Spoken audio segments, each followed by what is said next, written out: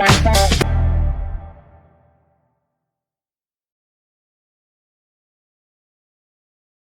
everyone, welcome back. Ready to dive into some of these excerpts about mental health in the digital world? Yeah, should be interesting. We're talking social media, screen time. You even send over some stuff about algorithms. It's going to be a deep dive. It really is amazing how much this technology has changed things, you know? Seriously, right. I bet we've all had those late night scroll sessions wondering, is this messing with my head? I think we're all kind of figuring this out as we go, to be honest. It's true. There's no instruction manual for this stuff. But that's why we're here. One thing that really stood out in what you sent over was how social media is both connecting us and de-isolating us at the same time. It's true. It's like this weird double-edged sword. Exactly. On one hand, you can connect with people across the world, share experiences, build communities. But then there's that flip side where you're bombarded with everyone else's highlight reel. Vacations, perfect families, promotions. It's easy to fall into the comparison trap. oh yeah, that feeling of everyone's life is amazing except mine.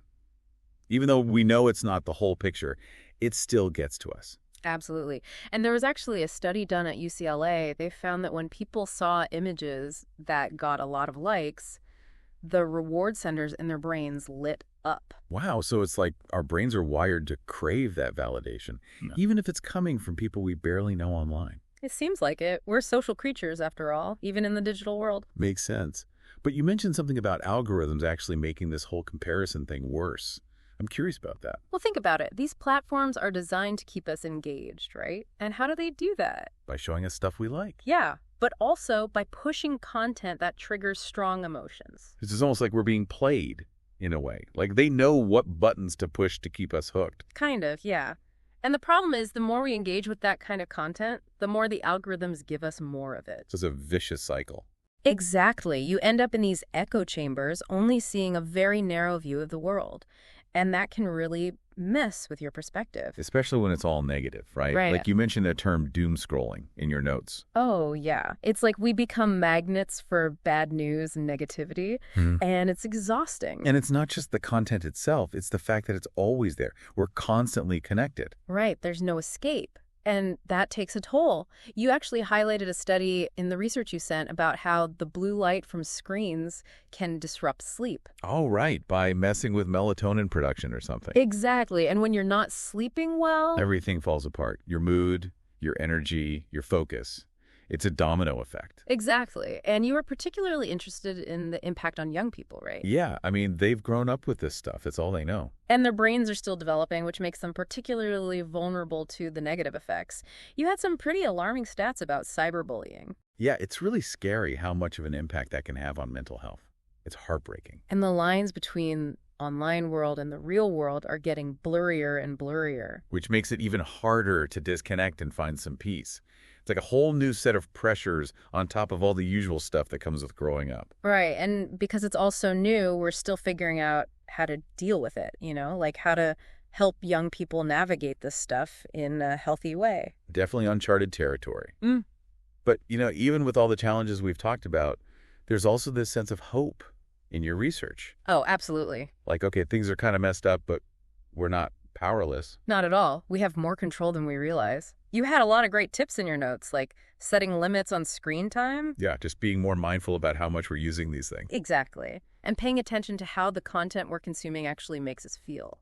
It's like that analogy you used about building a mental health diet. Right. You choose what you consume online, just like you choose what you eat. Love that. Okay, so screen time, content, what else? Well, you also had a whole section about the importance of doing things in the real world that nourish our mental well-being. Spending time in nature, hobbies, connecting with people face to face. It's easy to forget about that stuff when you're caught up in the digital world. So true. But those things are crucial. It's all about finding that balance.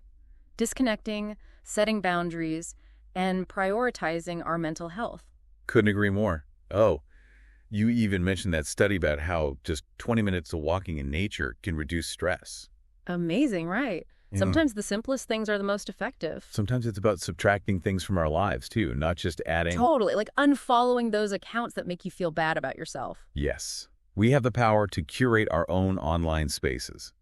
But sometimes, even with all the best habits in place, we need a little extra help. Absolutely. It's so important to remember that asking for help is a sign of strength, not weakness. Couldn't agree more.